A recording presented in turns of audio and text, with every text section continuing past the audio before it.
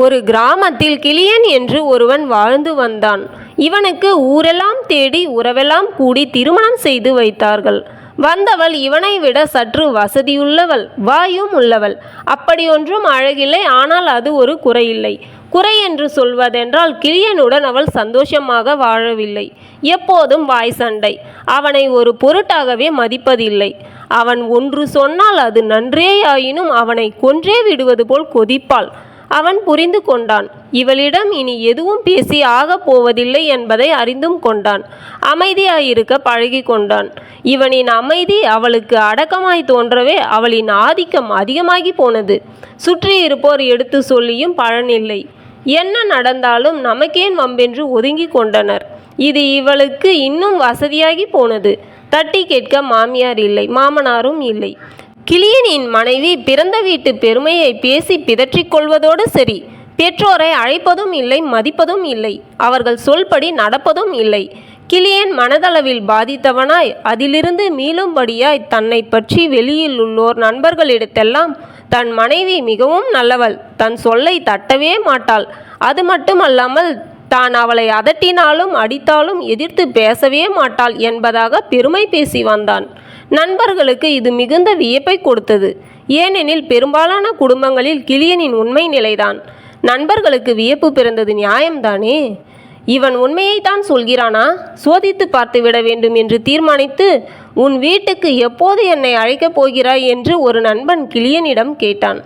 நான் என்ன பொய்யா சொல்லப் போகிறேன்? நாளைக்கே வேண்டுமானாலும் என் வீட்டுக்கு வரலாம். அப்போது என் மனைவியை எப்படியெல்லாம் அடக்கி வைத்திருக்கிறேன் என்பதை நேரில் பார் என்றான் கிளியன்.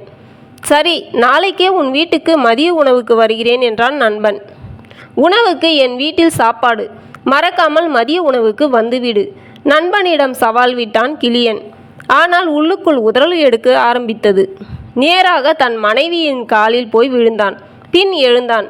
அடியே, எனக்காக ஒரே ஒரு நாள் மட்டும் எனக்கு அடங்கி நடப்பவளாய் நடி. நாளைய மதிய உணவுக்கு என் நண்பன் இங்கு வரப்போகிறான் என்றான். நான் அவனை விருந்துக்கு அழைத்திருக்கிறேன். அவனால் எனக்கு இல்லை, நமக்கு ஒரு காரியம் ஆக வேண்டியிருக்கிறது. அதை பிறகு சொல்கிறேன். தயவு செய்து நாளைக்கு ஒரு நாள் மட்டும் நான் என்ன சொன்னாலும் எதிர்பேச்சு பேசாமல் எனக்கு அடங்கி நடப்பவளாய் நடி என்று கெஞ்சி கேட்டான் கிளியன். கணவனின் பரிதாப நிலையை கண்ட அவள், சரி, நாளைக்கு ஒரு நாள் மட்டும் உன் நண்பனின் முன்பாக 3 முறை மட்டுமே என்னை அதட்டலாம். மாறாக 4வது முறை அதட்டினால் உன் வண்டவாளத்தை தண்டவாளத்தில் ஏற்றிவிடுவேன். ஜாக்கிரதை, ஞாபகம் இருக்கட்டும் என்று கருவினாள் மனைவி. இதற்கு ஒப்புக்கொண்டதே பெரிதென எண்ணிய கிளியன் கை கட்டி வாய்ப்பொத்தி தலையாட்டி வைத்தான். அடுத்த நாள் சொன்னபடியே கிளியனின் நண்பன் மதிய விருந்துக்கு வந்துவிட்டான். உணவு தயாரானதும் சாப்பிட அழைப்பாள் என்ற நினைப்பில் கிளியன் வீரதீரமாய் நண்பனிடம் பேசி கொண்டிருந்தான்.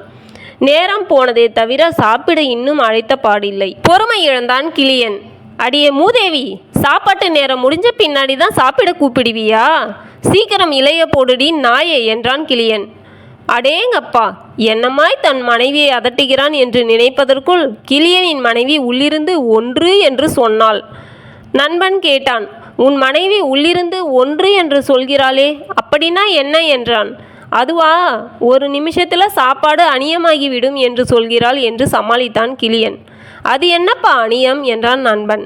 அநியம் என்றால் ஆங்கிலத்தில் ரெடி என்று, இந்தியில் தயார் என்றும் பொருள். ஒரு தமிழ் சொல்லை அறிந்து கொண்ட கிளியனின் நண்பனுக்கு இதுபோல் தன் மனைவியை அதட்ட முடியவில்லையே என்ற ஏக்கம் நெஞ்சில் குறுகுறுத்தது. இருவருக்கும் இலையிட்டு, இலையில் சோறும் இட்டு, சோற்றுக்கு கறியும் இட்டு உண்ண அழைத்தாள் அன்னபூரணி, கிளியனின் மனைவி. கை கழுவாமல் அப்படியே சாப்பிட நாங்கள் என்ன மிருகமா? சொம்பல தண்ணி கொண்டாடி தருதலையே சீறினான் கிளியன். 2 உள்ளிருந்து குரலை உயர்த்தி சொன்னாள் கிளியனின் மனைவி. அது என்ன 2? உன் மனைவி இப்போது 2 என்று எதற்கு சொல்கிறாள் என்று கேட்டான் நண்பன். அதுவா, 2 பேருக்கும் தனித்தனியே 2 சொம்புகளில் தண்ணீர் கொண்டு வரப்போவதை சுருக்கமாக சொல்கிறாள் என்று சமாளித்தான் கிளியன். அவள் இவன் சொன்னதை புரிந்து கொண்டவளாய் 2 சொம்புகளில் நீர் கொண்டு வந்து கொடுத்தாள். கை கழுவி இருவரும் சாப்பிட உட்கார்ந்தனர். சாப்பிடும்போது நண்பனின் வீரதீர பராக்கிரமத்தையே நினைத்து கொண்டிருந்தபடியாலும் தனக்கு இப்படியொரு வாழ்வு கிடைக்கவில்லையே என்ற ஏக்கத்திலும் வியப்போடு விக்கலும் பிறந்தது நண்பனுக்கு. கிளியன் முந்தி கொண்டு கத்தினான். அடியே சிரிக்கி, நண்பனுக்கு விக்கல் எடுக்கிறது, உனக்கு நக்கலா? சீக்கிரம் தண்ணீர் கொடுடி தடிமாடே என்று கத்தினான். 3 என்று சொன்னாள் கிளியனின் மனைவி. அதென்ன 3 என்று நண்பன் கேட்பதற்குள் முந்திக் கொண்டான் கிளியன். அதுவா, 3 முறை உச்சந்தலையில் கையால் தட்டினால் விக்கல் நின்றுவிடும் என்று சுருக்கமாய் சொல்கிறாள். அவள் அப்படிதான். என் முன்னே அதிகம் பேச மாட்டாள். நண்பனின் தலையில் 3 முறை தட்டி சமாளித்தான் கிளியன். இருவரும் சாப்பிட்டதும் ஏப்பம் விட்டபடி அவரவர் நாற்காலியில் அமர்ந்தனர். வெற்றிலை பாக்கு போடுகிறாயா என்று நண்பனிடம் கேட்டான் கிளியன். ஓ, தாராளமாய் என்றான்.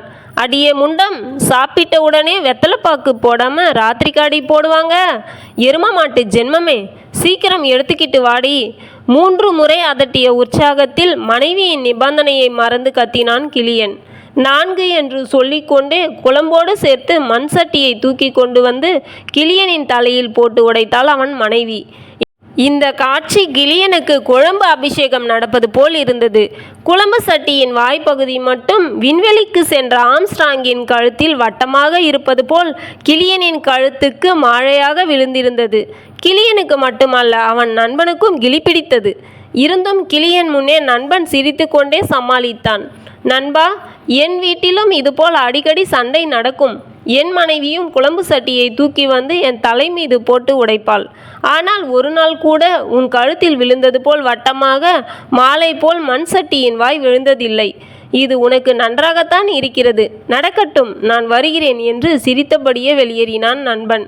பத்ரகாளியாய் பக்கத்தில் நிற்கும் மனைவியை காண பயந்தவனாய் துண்டெடுத்து துடைத்தபடி கிளியனும் வெளியேறினான்.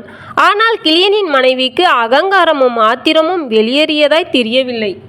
இந்த கதையின் கருத்து, ஆற்றின் ஒரு கரையில் இருந்து எதிர்கரையை பார்த்தால் அங்குள்ள மரம் செடி கொடிகளெல்லாம் பசுமையாக இருப்பது போல் தோன்றும். அருகே நெருங்கி பார்த்தால்தான் இந்த கரைக்கு அக்கறையே பெரிதென்ற உண்மை விளங்கும்.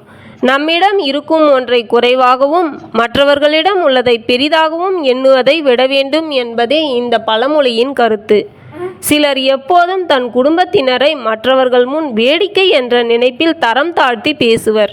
குறிப்பாக தன் மனைவியை மாற்றார் முன் தூற்றுவது சிலருக்கு வாடிக்கையான வேடிக்கை.